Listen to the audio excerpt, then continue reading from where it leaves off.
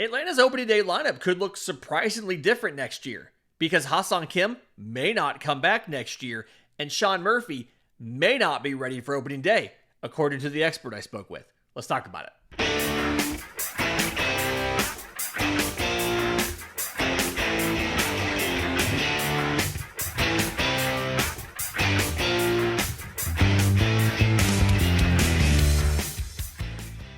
Yes, welcome on in to Braves Today for Wednesday, September 17th. Your source of news, notes, and updates on your Atlanta Braves. I'm your host, Lindsay Crosby.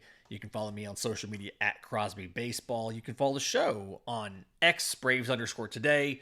We have a Facebook page and Instagram as well. And you can find all of my written work, BravesToday.com. That's the Braves Today Substack, as this is both a podcast and a newsletter.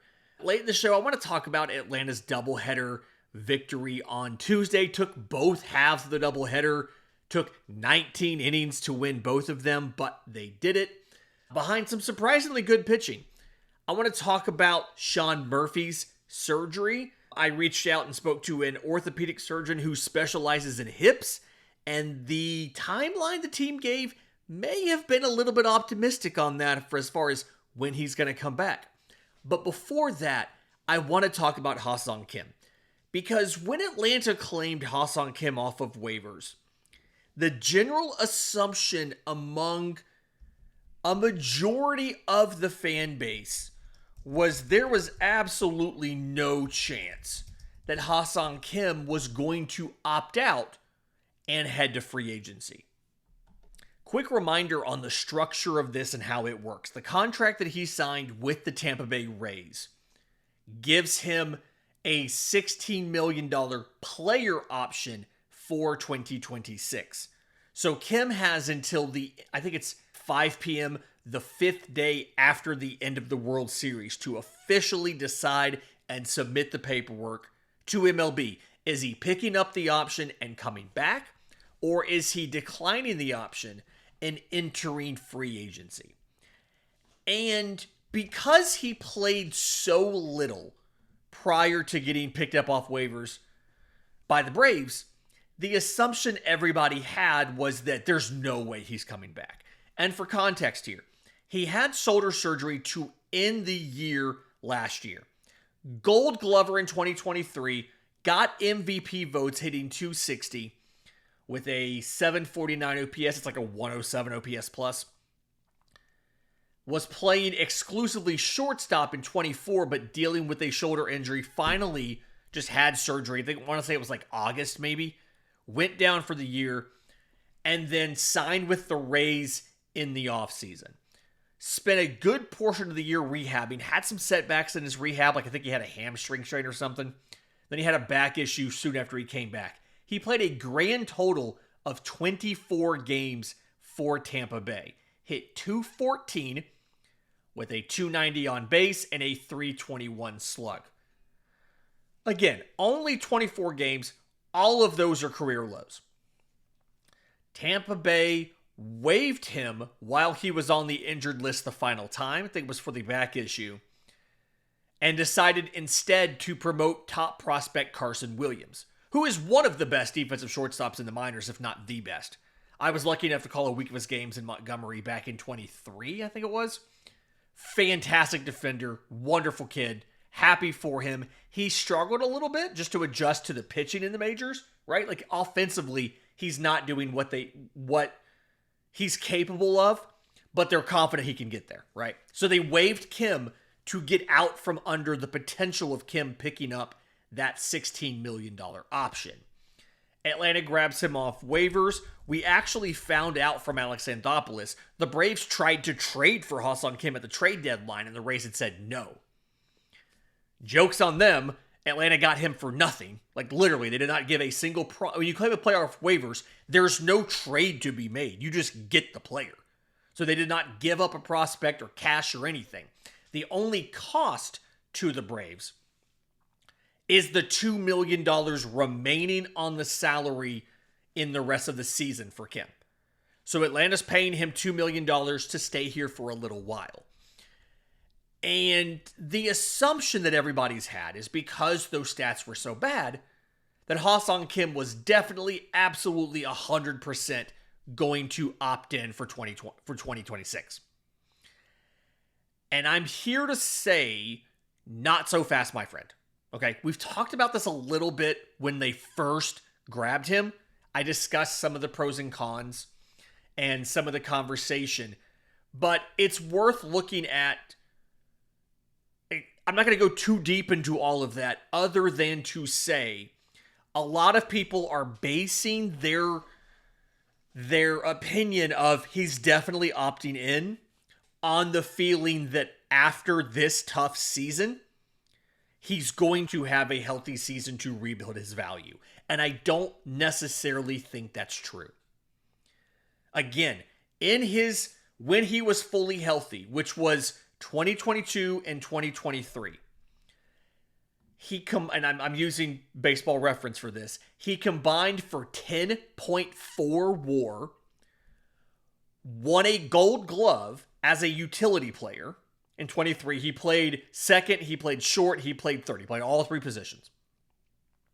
Was a 14th place MVP finisher, and across the two seasons, hit 256 with a 729 OPS. He stole 50 bags combined with 28 home runs. And that 23 season was really his magnum opus. 17 home runs, 38 stolen bases, a 260 average, a 749 OPS. He was really good. Again, dealt with the shoulder injury in 24, finally had the surgery, and it kind of messed him up. And so far in Atlanta, it's only been 13 games. So I know it's a very small sample size. I'm sorry, it's been 14 games. I forgot he came into game 2 last night, late for Nick Allen. In his 14 games, it's only 48 at-bats. He's hitting .313 with a 766 OPS. He's got a homer. Not stolen a base yet. He's attempted one. He was caught stealing. But he doesn't have to, at a position in shortstop where there are so few options on the market. It's Bo Bichette, who is terrible defensively, or nothing.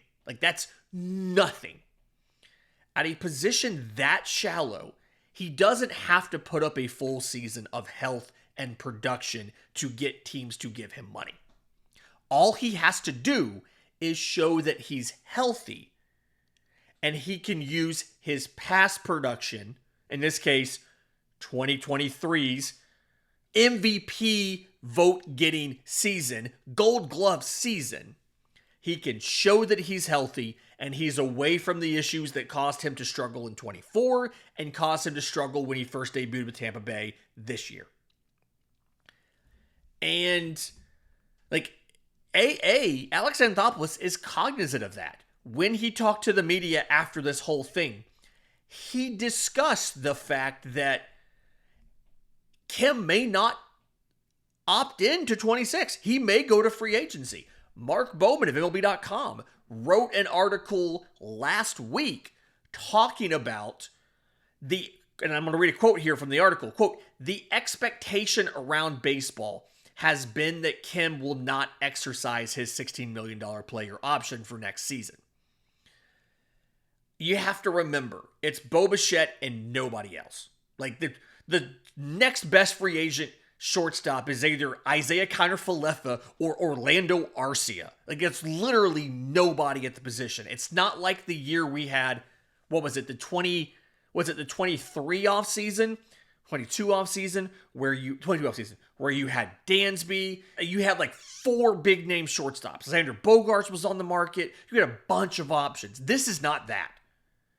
Going forward for a while, every year really has one guy and that's it. Willy Adames was the only real option last year. Bo Bichette's the only real option this year. J.P. Crawford's a really flawed and probably the only option next year. Year after that, I think Jeremy Pena is the only option. Year after that, Gunnar Henderson's probably the only option. And so the idea for Ha-Seong Kim of either enter that free agent market using the fact that I can point to that past performance, I can show that I'm healthy now based on what I did with Atlanta, both in my production and in the inputs. He's had like the hardest hit balls of his season in the last week. And if I opt out of the 26 season, if I don't pick up that player option, I'm not stuck with a qualifying offer. Atlanta cannot give him a qualifying offer this year because you have to be on the roster all year to get one. They acquired him mid-season, so therefore he's not eligible for a qualifying offer. And then 2, I'm not entering free agency into a lockout year. Like, those 2 things combined with the fact his agent is Scott Boras, who is known for being super aggressive in free agency, means he's more likely than not to not pick up this option. And again, AA discussed that. AA said their hope in essence is that by getting him in the clubhouse for a month or so, it in essence could work as a recruiting pitch, right? Jurickson Profar is one of his best friends. They played together in San Diego. Jurickson Profar's here. So that helps the case. A lot of these little things are things that can break a tie. But we need to legitimately be prepared. Ha-Seong Kim may go to free agency this winter. Now, over at BraveCity.com, I wrote a whole piece. I think this thing's like 2,500 words on how to potentially replace Ha-Seong Kim. There's a couple options. Most of it, if you don't re-sign him, it's like going to the trade market, right? It is, do you maybe go try to get a veteran who's getting pushed out? J.P. Crawford's a great example of that. I mentioned him, 31 years old. He'll be on the final year of his deal with the Mariners. He's fine defensively, slightly below average. He's slightly above average offensively. But their top shortstop prospect, Colt Emerson, just got promoted to AAA. It's possible that the Mariners move J.P. Crawford a season early versus waiting for the trade deadline to move him next year, or letting him walk in free agency for nothing after the year. It's possible. Option 2 is maybe you can go approach one of those owners that doesn't like spending money and honestly isn't really good at making baseball decisions, and you can steal a young shortstop from them, right? And I'm thinking about Art Moreno with the Angels and Zach Neto. The Braves have done a ton of deals with the Angels. Perry Manassian, GM of the Angels, used to work for Alex Anthopoulos. The Braves have acquired 14 players from the Angels since AA started working with the Braves in late 2017. All kind of stuff. Some of them were picking up salary dumps, Raisel Iglesias in 2022. Some of them were just getting back the guys you gave them originally, Jesse Chavez in 22. Jesse Chavez was the compensation, if I remember right, for Raisel Iglesias. And they DFA'd him within like 2 weeks of getting him, and he came back to Atlanta. Ian Anderson, the deal was Jose Suarez for Ian Anderson. The end of spring training this year.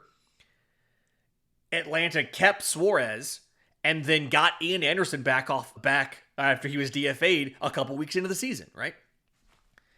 The Angels have one of their top prospects, Denzer Guzman. They promoted him to the majors on Sunday to replace Neto when Neto went on the IL with the hand injury. His season's over.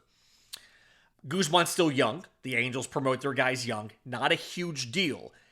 If they want to see if Guzman can go, and they want to try to cash in on Neto before he gets to arbitration. 26 is an arbitration year, so they have to give him an arbitration contract this winter. If they want to try to cash in on Neto before he goes to arbitration, Atlanta can hopefully swoop in with some pitching prospects and steal a Zach Neto. We'll see what happens. No guarantees. Same thing with Colorado. Dick Monfort, not good at making baseball decisions, very frugal and risk-averse. Ezequiel Tovar signed a 6-year, $75 million deal. He has $54 million left on that deal. Adel Amador, one of their former top prospects, is in AAA Albuquerque. He's played a bunch of second base out of deference to Tovar, but he can play short as well. Maybe you can steal Ezequiel Tovar out of Colorado. Again, you probably have to give them pitching prospects. The Rockies are on pace. They have a 6.01 ERA as of Tuesday night. It is 0.7 of a run worse than the next closest team. And if they finish with the worst ERA in baseball, and it sure looks like they will, that'll be the 4th consecutive season the Rockies have finished the year with the worst ERA in baseball. You can probably make these deals with some attractive pitching prospects, right? Maybe you throw in a Nacho Alvarez too, who knows? But the point is, maybe you can do something like that. Maybe they just run it back with Nick Allen.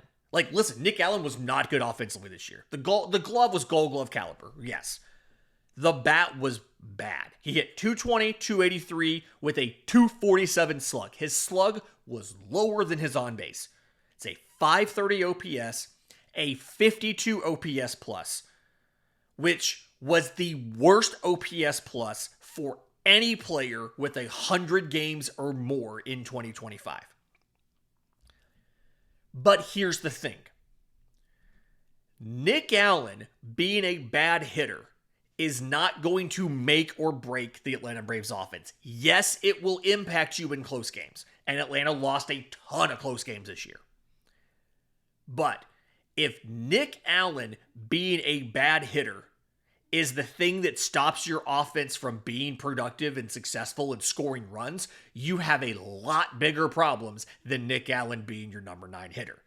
Because that means you have problems with Ronald Acuna Jr., you have problems with Matt Olson, you have problems with Austin Riley, you have problems with Jurickson Profar, more problems with Michael Harris and Ozzie Albies. There are like 7 or 8, Drake Baldwin. There are 7 or 8 guys that should be producing ahead of Nick Allen. So if him not hitting means you're losing games, you got major problems. So maybe if Kim opts out, they just run it back with Nick Allen. Not what any of us want to do, and I love Nick Allen. I've been sitting here literally in the research tool during games, tracking every single batted ball of his to see, did the dude finally hit a barrel?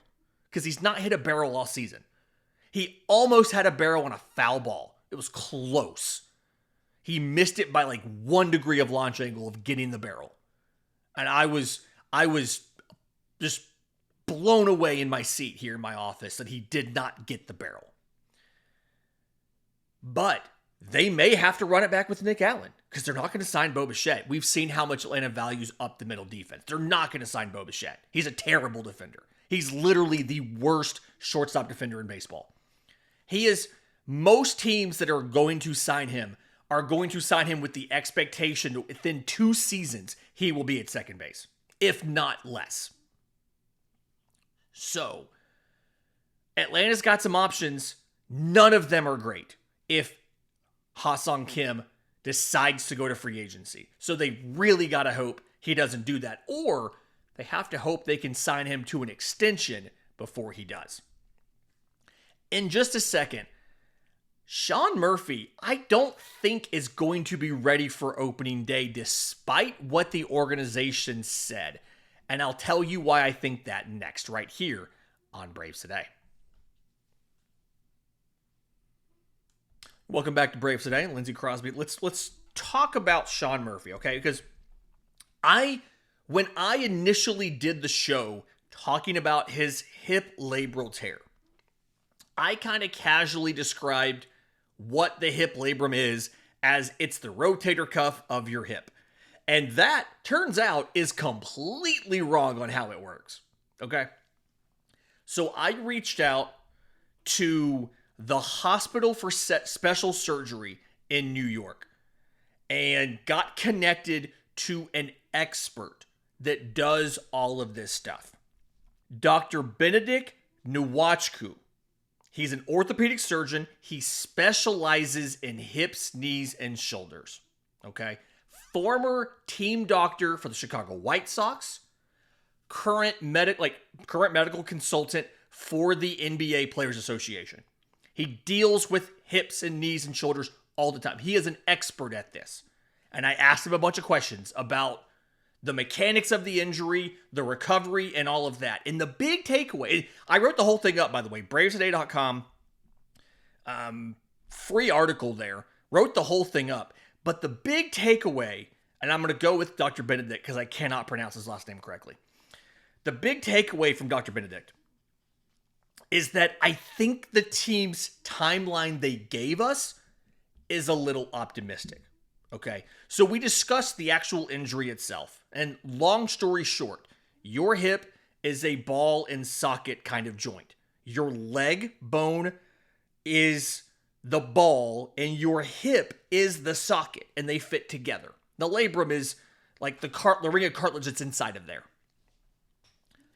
And usually these type of injuries come from what's called a cam deformity, which is the ball on the femur is not shaped correctly. Usually it's from there's some sort of what they call an overgrowth, an extra growth.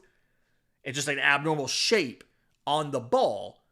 And so it happens in adolescence, and as you move, it rubs against the interior structure and rubs against the labrum inside the socket. And over time, that can wear it down and it can tear. Okay.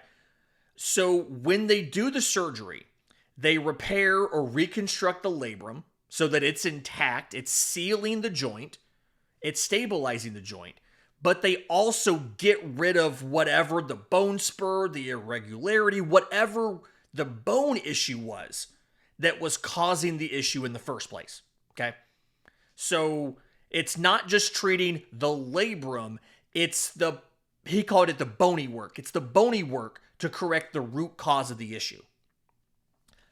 And he said that most players return to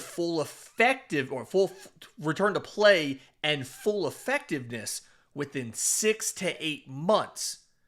But catching is a more physically strenuous and taxing movement on the hips specifically.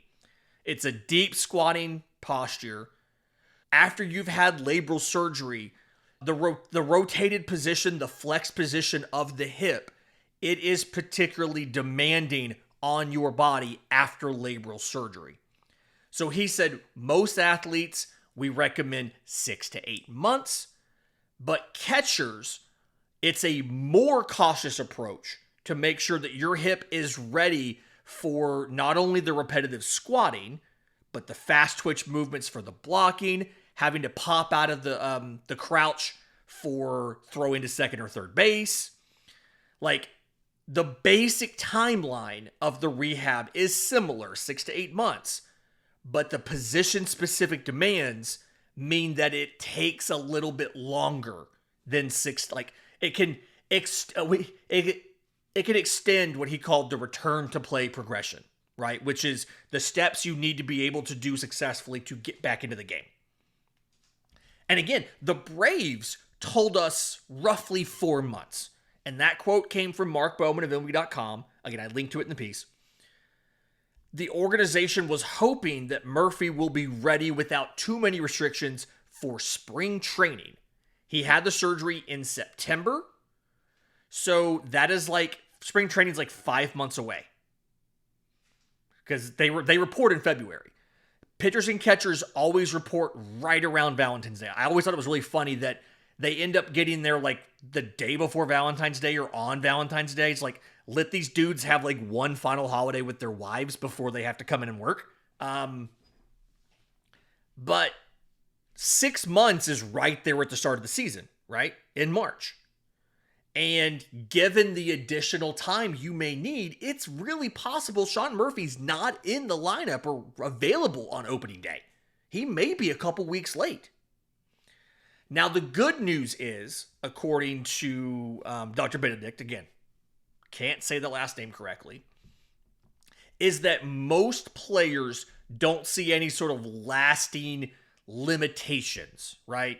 All the different things, the rotational power, the sprinting, the quick reaction, pop time, the agility, all of that stuff. Players generally regain all of that stuff. So this isn't something that should diminish his effectiveness in the future. But this is something that if there's pre-existing cartilage wear, so other cartilage damage outside of the labral tear, and or if he continues to catch as often as they've discussed wanting him to catch, right? 100 games a year, 90 games a year, whatever, he could face a slightly higher risk of a recurrence of the injury or other hip issues down the road. So this is supposed to, this should fix the problem, and he should be able to come back at full effectiveness. But he may not be ready for the start of the season, like the organization told us that they expected him to be. And this may be something they need to be cautious about from a workload perspective, especially in the first season. But even then going forward, it may be something where if he's hitting like we all think he's capable of in 2023, remember that first half, he hit like 299 in the first half on the way to being an all-star and all that, when it wasn't bothering him that bad.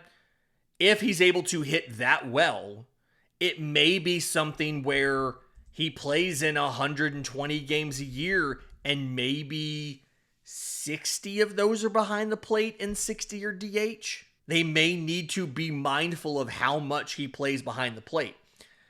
Buster Posey had this same surgery in August of 2018 at the age of 31. So he had it a month earlier than Sean Murphy.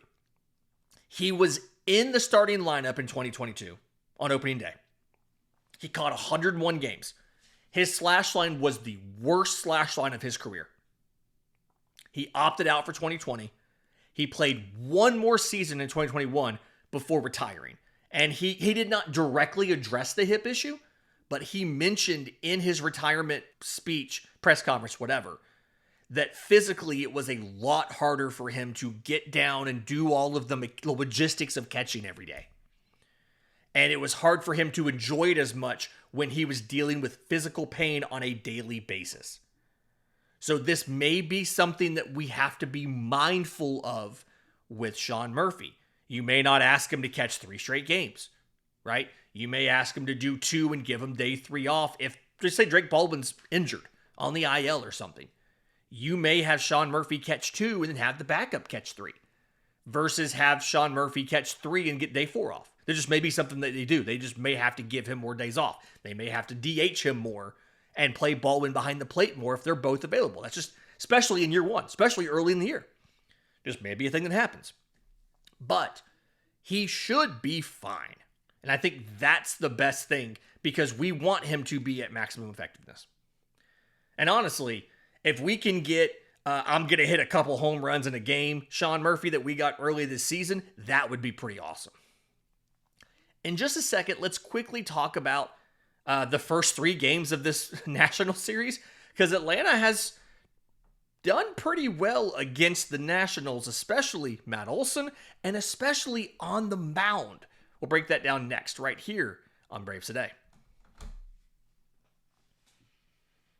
Final segment of Braves Today, Lindsay Crosby, kind of mind blown about how good the Braves were in the first 3 games of this series. Reminder, Tuesday was a doubleheader, and game 1 was a makeup from the last time these 2 teams played in like May.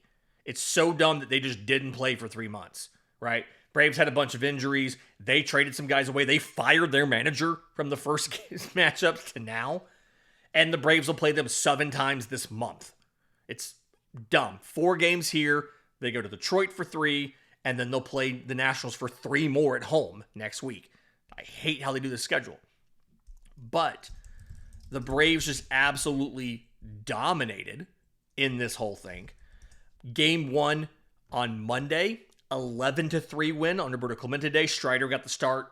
Looked really good, Spencer Strider start. I wrote the whole thing up over at Braves Today. You know, it's today's 3 things is the game story. But the long story short on that, he trusts the fastball again. Like, that's the whole thing here. He's still throwing 95, 96. He's got a lot of that induced vertical break back, not all of it. He's not sitting at 18.5 inches, but he's sitting at like 17 and change. And so because of that, he trusts the fastball again. He threw it in the zone 80% of the time on Monday because he trusted the fastball. Yes, it got hit. It's going to get hit. Your fastball is going to get hit in Major League Baseball. That's how it works. but he trusted it to be competitive enough to keep him in the at-bat and get opposing hitters in a position where he could use the slider, he could use the curveball, he could use the changeup. He didn't throw any of those pitches in the zone more than 25% of the time because they were guarding on the fastball in the zone, and that's not a thing they've done against Mr. Strider just about at all this year. So he felt really good. Some great quotes from after the game about him feeling like that induced vertical break is back. It's competitive again. He can keep it off of barrels enough where he can use it to set up in the zone, get guys to chase out of the zone with everything else. Looked great. The next game, the day game on Tuesday, 6-3 win. Jose Suarez went 7 innings with 9 strikeouts. I honestly did not expect this to happen. Jose Suarez, reminder here, he was the return for Ian Anderson. Reliever, he was out of options. Atlanta grabbed him, and then when they DFA'd Ian Anderson, Atlanta got him back too. Suarez pitched a little bit in the majors in relief. They DFA'd him. He cleared waivers. They put him in Gwinnett. He immediately jumped back into the rotation. And he was not bad in the rotation. He comes up in this game, 7 innings, 9 strikeouts. Gives up a couple runs. Okay, everybody's going to do that. 2 earned runs on 5 hits with 2 walks. But 9 strikeouts. His lowest stuff plus was a 100. And the context on that, 100 is league average. If you can get to 110, that is elite. That's 1 standard deviation above average, right? Sinker was a 103. Slider was a 102. Changeup was a 106. Curveball was a 113. The curveball had a 66% whiff rate. He threw 5 pitches. 3 of them he threw more than 20% of the time. A 4th one he threw 16% of the time. Somebody reached out on social media when I made a joke about, could he be a starter? And they kind of said, you, more so than anybody else, you're the kind of person that just sees really any journeyman pitcher and you think, could this dude be a starter? And I do. I'm an amateur pitching nerd. That's what I enjoy is how can we fix this pitcher? How can we turn this guy into a starter? What can I give him in his arsenal based on what he does well, his arm angle, all of that stuff, to make him into a starter. There are some people who have reached out to me and said the Braves should play Jurickson Profar or Eli White at shortstop, and that's not going to happen. They're not putting Jurickson Profar at shortstop. That's a little irrational. This thing of mine, this pitching thing, this is the pitching equivalent of trying to put Jurickson Profar at shortstop. Me saying, hey, can Jose Suarez be a number 5 starter for you? No, he can't. At best, he can be a long man out of your pen that can make spot starts from time to time. But gosh darn it, I'm going to have fun thinking about it. And when I see this and I look wait a second. This dude had 22 inches of ride on his, he had 18 inches of induced vertical break on his 4-seam fastball. What? His sinker had how much horizontal movement? It had over a foot of horizontal movement? What? His curveball had 16 inches of sweep? What? His changeup had 27 inches of fade? Do what now? When I see some of these things, yeah, I'm going to think about it. Because holy crap, that's fantastic. Surprising. Again, I don't think they're going to make him into a starter, but that was really impressive. And then that night, you saw Chris Sale be Chris Sale. Be Chris Cy Young Sale. Cy Sale. Right? Chris Sale. I keep laughing because it was such a ridiculous start. Chris Sale goes 8 innings, 3 hits, no runs, no walks, 9 strikeouts on 106 pitches. Absolutely absurd. And Atlanta wins all 3 games because the offense finally comes through. Now in game 3, The Tuesday night game, it took them until the 10th inning to score some actual runs. They scored 5 in the inning. 3 of them came on a bases-loaded triple from Matt Olson, speed demon Matt Olson, who, by the way, I think it was Monday night, was a triple short of the cycle. So I would have loved to have gotten that triple on Monday and talked about Matt Olson, of all people, hitting a triple. But when you combine the good pitching performances, I'm not saying Jose Suarez is a good pitcher. I'm saying he gave you a good performance. 7 innings, 2 runs with 9 strikeouts. When you combine the good pitching performances with enough offense, that version of the, and I know the Nationals are a bad team, but that version of the Atlanta Braves is a team that can compete for the postseason, and if things go right, compete for the division. I'm not saying they're going to win the World Series, but they're good enough. When the pitching performances are like that, you got 7 out of Strider, you got 7 out of Suarez, you got 8 scoreless out of Sale. And then the offense was able to do enough for you to win all 3 games. Now the offense has to be more consistent. Again, I think they had, was it 3 hits in the first 9 innings in game 3 on Tuesday night, and they had to score in extras to win the thing. But the point is, that kind of pitching is what can keep you in games. The whole reason Atlanta made the postseason last year is because the rotation was doing things like that almost every day. Atlanta had the best ERA in baseball from a pitching staff as a whole in 2024. And you're in this really weird situation for 26 now, where you have a bunch of arms slated for your pen that could all be spot starters, or in Bryce Elder's case, an actual starter for you, but don't have any options. Bryce Elder should be out of options, right?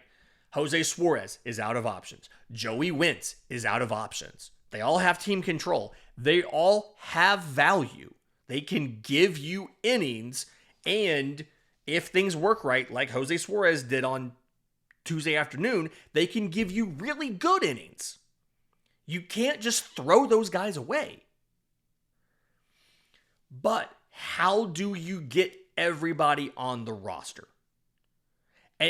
Somebody's probably going to have to go. Whether that is you try to slip them, you try to DFA them, hope nobody claims them and stash them in Gwinnett. Whether that is a trade. I've seen people discuss, do you dangle Bryce Elder in a trade this winter? Is Bryce Elder maybe one of the pieces that gets moved to the Angels for a Neto or to the Rockies for a Tovar? Maybe. I could see Bryce Elder's stuff, the sinker, slider, changeup stuff, working at elevation in Colorado, right? Keep the ball down, get ground balls, get outs. I could see that maybe working in Colorado, or I could see them thinking it would work in Colorado. Because if you try to keep all 3 of those guys, that means you have 5 spots left in your pen. And right now, Tyler Kinley, Dylan Lee, Pierce Johnson, Joe Jimenez are 4 of those. Aaron Bummer is still under contract for next year. $9.5 million he's owed, but he's still under contract. Right there, you have a full slate of 5 guys, and none of them can be optioned down but Dylan Lee. So if you try to keep Elder and Suarez and Wentz, you can't add to your bullpen unless you get rid of somebody else. You're not going to option Dylan Lee down. He's too important. Do you trade Aaron Bummer? Which of these guys do you get rid of? Do you get rid of Suarez? He's been DFA'd once. He can elect free agency next time. Joey Wentz has too. Bryce Elder, he will certainly get grabbed if you try to DFA him. You're not going to slip him through that and get him to the minors. It's not going to happen. Somebody will grab him. He leads your team in innings. He leads your team at starts, and teams need starts. So do you try to move those guys? Do you move an Elder? Do you move a Bummer? Do you try to package them with some attractive prospects to get a guy like a Tovar or like a Neto, like a JP Crawford, whatever? What do you do? And again, that all kind of comes back to, what does Ha-Seong Kim do? We're not going to know until 5 days after the World Series, in all likelihood. but I hope he stays.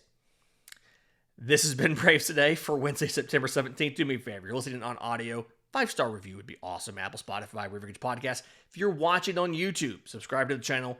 Hit the notification bell. We're trying to keep the views and everything up before the season ends. A lot of people have checked out of the Braves. All of you guys who are here, I appreciate you all so much. I'm glad you're here. We're going to keep it going. We don't stop when the offseason gets here. This show will keep going. Ideally, it's still going to be 5 days a week. We're going to do everything we can to try to have enough quality content. I don't want to make a show just to make a show, but if I have enough quality content, we will go 5 days a week in the offseason as well. Until next time, this has been Braves Today.